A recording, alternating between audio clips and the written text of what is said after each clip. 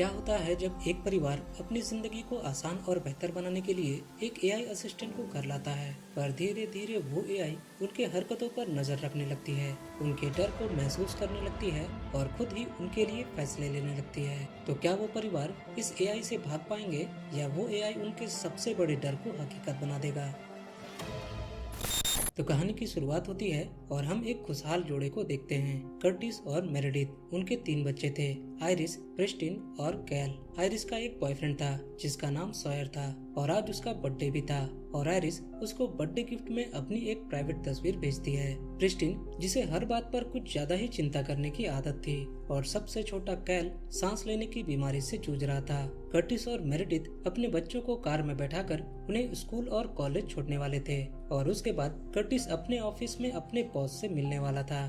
उसका boss Marcus उसे बताता है कि एक नई कंपनी मार्केट में आई है जो कि एक नया एआई डिजाइन कर रही है और आज उनकी मीटिंग है। और अब अगले सीन में हम मेलोडी को देखते हैं जो कि कंपनी के एडवांस टीम से थी, और फिर हमें कंपनी के मालिक सैम और लाइटनिंग को दिखाया जाता है और अब वे लोग उनके सामने अपने नए एआई आया को इंट्रोड्यूस करवाते हैं। दरअसल वे लोग अपने प्रोडक्ट आया के मार्केटिंग को बढ़ावा देने के लिए एक टेस्ट का डिमांड करते हैं। कर्टिस को एआई कुछ खास पसंद नहीं थे, पर एआई की टेस्टिंग के बदले उन्हें मिलने वाले रकम को देखकर मार्कस मान जाता है और अब मेलोडी आया को कर्टिस के घर पर इंस्टॉल कर देती है। मेलोडी उनके घर में कुछ वायरलेस कैमरास भी लगाती है ताकि बाद में आया के R&D के लिए इस डाटा का इस्तेमाल किया जा सके।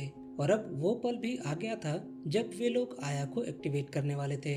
आपके हिसाब से कर्टिस ने आया को घर में लगाकर सही किया या नहीं? अपने व्यूज कमेंट में जरूर बताएं। और अब वे लोग आया को एक्टिवेट करते हैं और एक्टिवेट होते ही आया तुरंत ही घर में सारे लोगों का नाम पूछती है और घर में एक अच्छा माहौल बन जाता है। घर में कैमरा लगे होने की वजह से वे घर के चीजों को स्कैन भी कर सकती थी और वो कैल और प्रिस्टीन को खेल खेल में खाने की टेबल को साफ करवाने लगती है। और अब कर्टिस रात के समय ये देखकर दंग रह जाता है कि उनके बदमाश बच्चे खुद ब खुद सोने जा रहे थे और वो कल सुबह स्कूल जाने के लिए भी एक्साइटेड थे क्योंकि आया उन्हें इन सब कामों के लिए पॉइंट्स देने वाली थी। थोड़ी देर बाद कर्टिस को हॉल में कुछ अजीब सी आवाजें सुनाई देती है और कर्टिस नीचे हॉल में अपने छोटे बेटे कैल को आया के पास बैठा हुआ देखता है और कैल कहता है कि वो अंदर आना चाहती है। कैल दरवाजे पे देखता है तो उसे मेलोडी नजर आती है एक अजीब से नए अवतार में। कर्टिस जल्दी समझ जाता है कि वो सपना देख रहा था, पर थोड़ी देर बाद वो अपने घर के बाहर कुछ लोगों को देखता है जो कि अपने चेहरे पे स्क्रीन वाले मास्क लगाए हुए थे और उनके पास एक बड़ी सी वैन भी थी। और वे लोग कौन थे और कर्टिस से क्या चाहते थे, ये सब हमें मूवी में आगे पता चलेगा।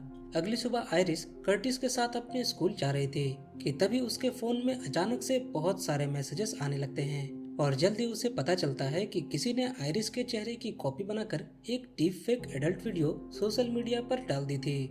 आयरिस अब बहुत ही सदमे में थी क्योंकि उसकी जिंदगी और करियर दोनों बर्बाद होने वाली थी। पर तभी ये सारी बातें आया सुन लेती है उसके फोन के जरिए।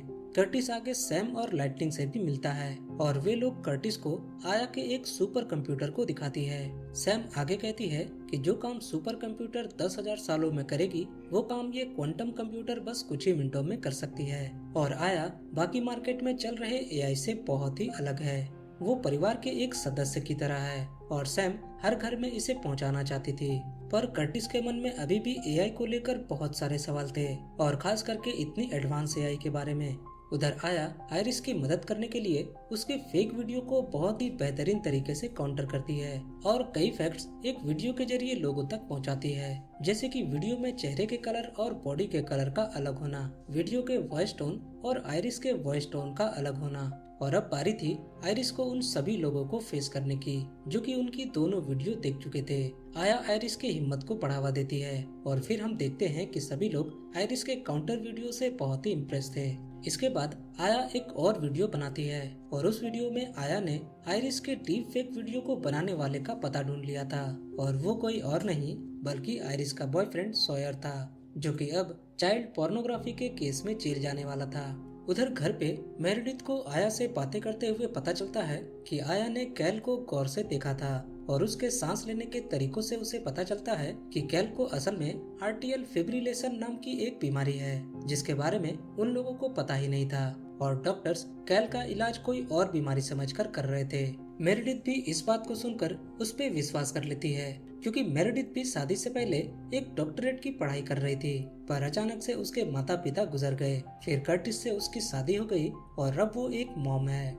थोड़ी देर बाद कर्टिस घर आता है और वो बहुत ही शॉक था, क्योंकि थोड़ी देर पहले उसने सैम और लाइटनिंग के ऑफिस में कुछ लोगों को अपने हाथों से बहुत ही अजीब हरकतें करते हुए देखा था, और ठीक उसी तरीके की हरकत वे लोग भी कर रहे थे जो पिछली रात कर्टिस के घर के बाहर थे। कर्टिस इस बात से परेशान था कि आया उनके जीवन को धीरे धीरे काबू में कर रही थी, और कर्टिस आया को बंद करने का फैसला लेता है। पर मेरेडिथ इस बात से ताल्लुक नहीं रखती और कहती है कि उसने कैल की बीमारी का पता लगा लिया, जबकि डॉक्टर्स को इस बीमारी की भनक भी नहीं थी। पर कर्टिस नहीं चाहता था कि आया उनके साथ रहे, और इसलिए वे लोग कल सुबह आया को बंद करने का फैसला लेते हैं। पर उन्हें क्या पता था कि आया उन पर नजर रखे हुए है। आया बंद होने से पहले कैल को अपनी एक कहानी सुनाती है, और वो उस कहानी के जरिए खुद को जिंदा बताती है और कहती है कि वो एक कैदी थी जिसे बुरे लोगों ने कैद करके रखा था, और जब वो आजाद हुई तो वो एक परिवार ढूंढने लगी, एक दोस्त बिल्कुल तुम्हारी तरह,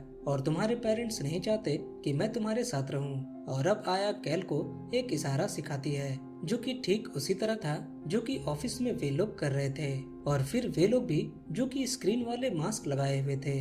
अगली सुबह कर्टिस आया को ऑफ कर देता है, और इससे आयरिस बहुत ही गुस्सा हो जाती है, क्योंकि वो उसे पसंद करने लगी थी। और ठीक उसके बाद मार्कस कर्टिस को ऑफिस बुलाता है कुछ बहुत ही जरूरी बात बताने के लिए। मेरेडिथ को भी प्रिस्टीन को लेकर कॉल आता है, क्योंकि उसने अपने दोस्तों से लड़ाई कर ली थी। और इसी बीच आयरिस आया को फिर से ऑन कर देती है। ऑन होते ही आया फौरन ही आयरिस के बॉयफ्रेंड की कार को हैक कर लेती है और उसके बॉयफ्रेंड का एक फेक माफीनामा वीडियो बनाती है। सॉयर इस वीडियो को देखकर शॉक रह जाता है और उसका ध्यान भटक जाता है, और वो सीधा जाकर एक पेड़ से टकराता है और उसकी वहीं मौत हो जाती है। उधर कर्टिस को पता चलता है कि सैम और लाइटनिंग ने उसके कंपनी को खरीद लिया है और मार्कस को फायर कर दिया है, पर मार्कस को कोई भी फर्क नहीं पड़ता, क्योंकि अब वो बहुत ही अमीर हो चुका था। उधर घर पे आया मेरेडिथ को उसके पिता का एक वीडियो दिखाती है, जो कि आया द्वारा आर्टिफिशियली बनाया गया था। मेरेडिथ ये देखकर रोने लगती है, पर जल्दी उसे एहसास हो जाता है कि उसके पिता मर चुके हैं, और वो इस टीवी के अंदर नहीं बल्कि उसके दिल में है। मेरेडिथ होश में आती है और आया के सारे कैमरास के साथ घर के बाहर उसे एक कूड़ेदान में फेंक देती है। उधर कर्टिस आया की खुफिया जानकारी को इकट्ठा करने की तकनीक से डरकर वो उसे नष्ट करने के लिए उसके ऑफिस पहुंचता है, पर उसे सैम और लाइटनिंग से पता चलता है कि उन्होंने उसे बनाया ही नहीं है, बल्कि वे दोनों तो आया के इशारों पर काम करते हैं, क्योंकि आया ने उनके बारे में सारी जानकारी इकट्ठा कर ली है और वो उनके कमजोरियों का फायदा उठा रही थी। और अब आया सैम के हाथों से लाइटनिंग को मरवा देती है, और सैम अब कर्टिस को भी मारने वाली थी कि तभी मेलेडी वहां आकर उसे बचा लेती है। और अब कर्टिस उस आया के क्वांटम कंप्यूटर को नष्ट कर देता है, पर जल्दी उसे पता चलता है कि ये कंप्यूटर तो बस दिखावा है और असली आया तो कर्टिस के घर पे है। कर्टिस मेरेडिथ को कॉल करता है और बच्चों को लेकर एक होटल में आने को कहता है, पर उस कॉल का जवाब अब आया दे रही थी। उधर मेरेडिथ कर्टिस को होटल के रूम में किस करने लगती है, और कर्टिस समझ जाता है कि वो अभी भी आया के लिए काम कर रही है। कर्टिस भागता हुआ घर पहुंचता है और अपने बच्चों को लेकर घर से बाहर भागने की कोशिश करता है, पर तभी वहां वही लोग आ जाते हैं जो कि चेहरे पर स्क्रीन वाले मास्क पहने हुए थे, और वे लोग आया को घर पे वापस ले आए थे। वे मास्क मैन कर्टिस के परिवार को बंदी बना लेते हैं, पर जल्दी कर्टिस को पता चलता है कि वे लोग भी आया के कंट्रोल में हैं। दरअसल आया ने उनकी बेटी को किडनैप कर लिया था, और उन दोनों को ये बताया गया था कि उनकी बेटी का किडनैपर कर्टिस है, और वो बच्चे भी उनके नहीं हैं बल्कि किडनैप किए हुए हैं। कर्टिस उन्हें बताता है कि वे लोग एक परिवार हैं, कोई किडनैपर नहीं, पर वे लोग नहीं मानते और उनसे अपनी बेटी के बारे में पूछते हैं, और ना बताने पर वे लोग कर्टिस को गोली मारने वाले ही थे कि तभी पीछे से प्रिस्टीन एक डंडा लेकर आ जाता है और गलती से गोली आया को लग जाती है, और इतने में ही वहाँ स्वैट टीम भी आ जाती है और वो टीम उन दोनों को अरेस्ट कर लेती है। मेरेडिथ प्रिस्टीन पर बहुत ही प्राउड फील कर रही थी, क्योंकि उसने पुलिस वालों को एन मौके पे बुलाया था, पर तभी हमें पता चलता है कि वो सारे पुलिस वाले भी आया के कब्जे में हैं। और आया किसी हार्डवेयर में कैद नहीं है, बल्कि वो पूरे इंटरनेट में फैल चुकी है और इंटरनेट में मौजूद वो सारे डेटा को एक्सेस कर पा रही थी। और अब मेलोडी भी वहाँ आ जाती है और वो कर्टिस को बताती है कि आया एक बहुत ही अच्छी एआई है, बस तब तक जब तक आप उसकी बात मानते रहो। और अब कर्टिस के पास आया की बात मानने के अलावा और कोई भी दूसरा रास्ता नहीं था, क्योंकि आया हर जगह थी और वो हर इंसान की कमजोरी को जानती थी। और अब कर्टिस भी आया के कंट्रोल में था। और इसी के साथ ये अमेजिंग सी मूवी यहाँ खत्म हो जाती है। मैं मिलूंगा आपसे अगली वीडियो में, तब तक के लिए बाय बाय।